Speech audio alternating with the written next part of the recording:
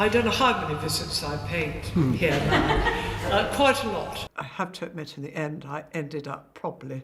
Royal drama just got even darker. Rumors claim Queen Camilla may have quietly altered King Charles' will, leaving Princess Catherine in shock. What was hidden behind closed doors, and why keep it secret from William? The truth could change everything. Stay tuned and hit subscribe for the latest updates. At first glance, life inside Buckingham Palace seemed perfectly ordinary. The chandeliers sparkled as they always had, the roses in the garden were replaced daily, and the royal staff carried out their routines with elegance and precision. To the public, everything looked steady, but Catherine sensed something had shifted.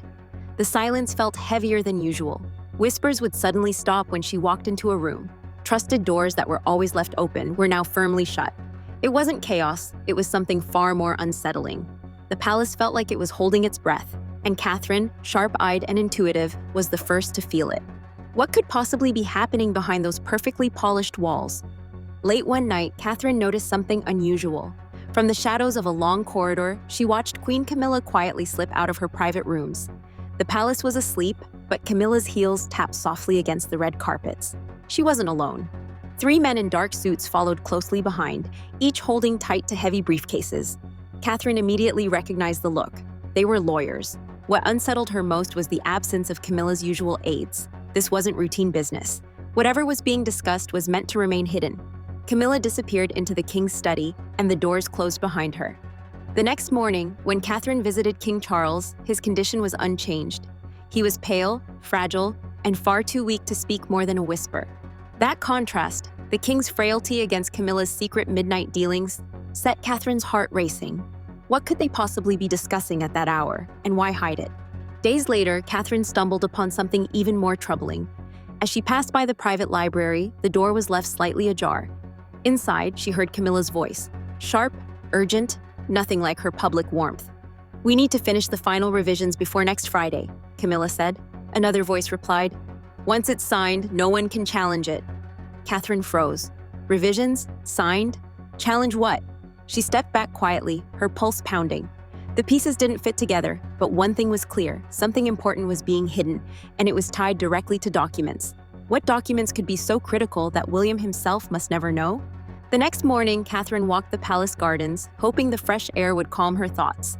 Instead, she was approached by Thomas, a loyal member of the household who had served for decades. His eyes carried the weight of quiet worry. He leaned closer and whispered, "Not everything is what it seems with the Queen." Catherine felt a chill ripple through her. Thomas didn't say more, but his warning was clear.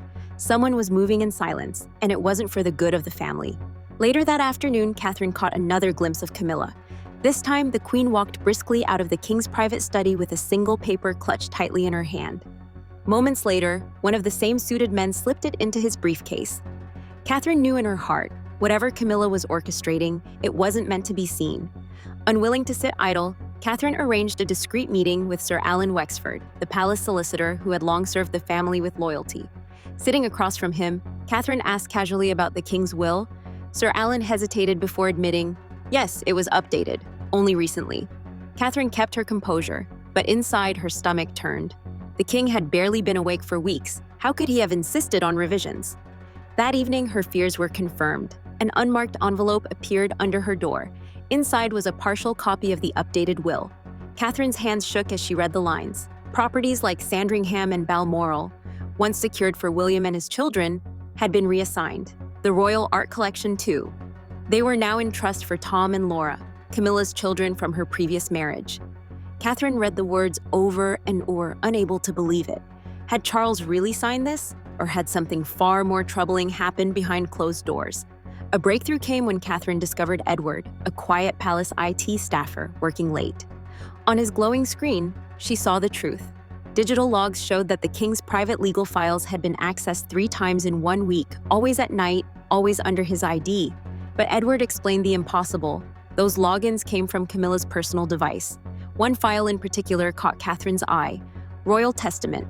Its last modification date was just days ago. Edward's voice shook as he explained, "The system shows it was the king, but we both know it wasn't. He hasn't been well enough." Catherine's breath caught.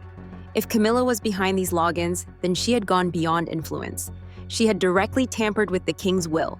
That night, Catherine shared everything with William. She showed him the partial will, the security logs, and Edward's printed screenshots. William listened quietly, his brow furrowed in disbelief. He rubbed his forehead, torn between duty and fear. If we confront her without proof from father himself, it could backfire, he warned. Catherine's voice was firm, her eyes burning with urgency. And if we wait too long, George's future will be signed away. The tension between them was thick, not anger, but fear. They both knew the stakes. Speaking out too soon could shatter the family. Waiting too long could cost them everything. Catherine's resolve hardened. If William was cautious, she would be careful but relentless. One evening, Catherine found a folded note hidden beneath her teacup. It carried a simple message. Tonight, West Corridor, Conservatory, come alone. She went, cautious but determined, and found Dr. Houston, the king's longtime physician. His voice was low, his expression heavy. He revealed that on the day the will was changed, Charles had been sedated. Camilla had asked all staff to leave the room for hours. When Dr. Houston returned, the king was asleep, a pen resting on the bedside table, a legal folder nearby. The doctor admitted what Catherine feared most. He was too weak to know what he was signing. Catherine's hands trembled. The betrayal was real. The revisions weren't Charles' wishes. They had been forced while he was barely conscious. With the truth weighing heavily on her, Catherine began to act in silence. She reached out to two senior legal advisors who had once served Queen Elizabeth. Together, they searched the royal archives and uncovered a digital backup, an earlier draft of the will. It was untouched, unaltered, and signed months before Charles fell ill. In that version, the legacy remained with William and his children. Catherine's heart lifted, but there was a problem. The lawyers explained the document couldn't be released without the king's authorization. And Charles was still too weak. Meanwhile, Camilla was moving quickly. Catherine and William were suddenly excluded from major events, replaced in the public eye. News headlines painted Camilla as the strong caregiver by the king's side. The public image was shifting, and Catherine knew it. Camilla was winning the story outside, even as she tightened control inside. Then everything changed. After weeks of uncertainty, King Charles began to stir. One morning, he looked at his nurse and rasped two words. Princess Catherine. Word spread quickly, and Catherine rushed to his side. Alone with him, she knelt and gently told him the truth. About the will, the secret meetings, the midnight documents. Charles frowned, his memory blank. I don't remember signing anything, he said softly. Catherine explained what Dr. Houston had told her, that he was sedated when the documents were placed before him. Charles closed his eyes, whispering, I've made a terrible mistake. Catherine held his hand, assuring him he wasn't alone. But before she left, Charles made one request. No one else can know, not yet. Let me handle this. Catherine nodded reluctantly. But what neither of them realized was that Camilla, hidden in the shadows of the hallway, had overheard everything. Within days, Charles gathered his strength. He summoned Camilla to a formal meeting flanked by his lawyer and a senior clerk. His voice, though soft, carried a sharpness that hadn't been heard in weeks. Have you accessed my private legal files in the past 2 months? He asked directly. Camilla hesitated, then claimed she had only checked them for precaution, but Charles pressed further. Did you contact lawyers to alter my will without my knowledge? The air grew still. Camilla's words faltered. The lawyer laid 2 documents on the desk, the original will and the altered one. The differences were undeniable. Charles's face hardened.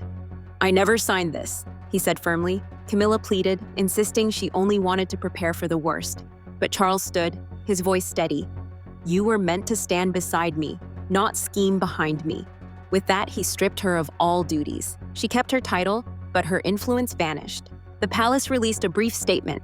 Legal changes made during the king's illness were nullified. Camilla's name was not mentioned, but her absence was immediate. Her calendar cleared, her appearances canceled, her influence silenced. She retreated from the public eye, while Catherine stood stronger than ever. Charles, though still recovering, quietly shifted more responsibilities to William and Catherine. Meetings once led by him were now guided by them. Staff began addressing their notes to the prince and princess. Slowly, without fanfare, a new chapter had begun. Catherine didn't boast about the victory. She carried herself with the same quiet grace, letting her strength speak through action. The palace had survived its storm, but the echoes of what nearly tore it apart lingered in every hallway. One evening, Catherine returned to her favorite bench in the royal gardens. Weeks earlier, she had sat there filled with doubt and fear. Now she felt lighter, though not without scars. In her hand was a sealed envelope Charles had given her, a private gesture of trust and gratitude.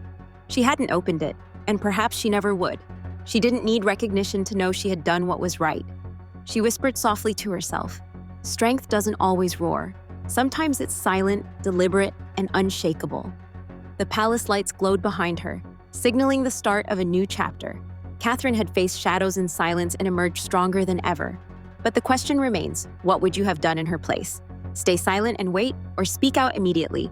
Share your thoughts in the comments, and if you're ready for the next royal twist, click on the video now appearing on your screen.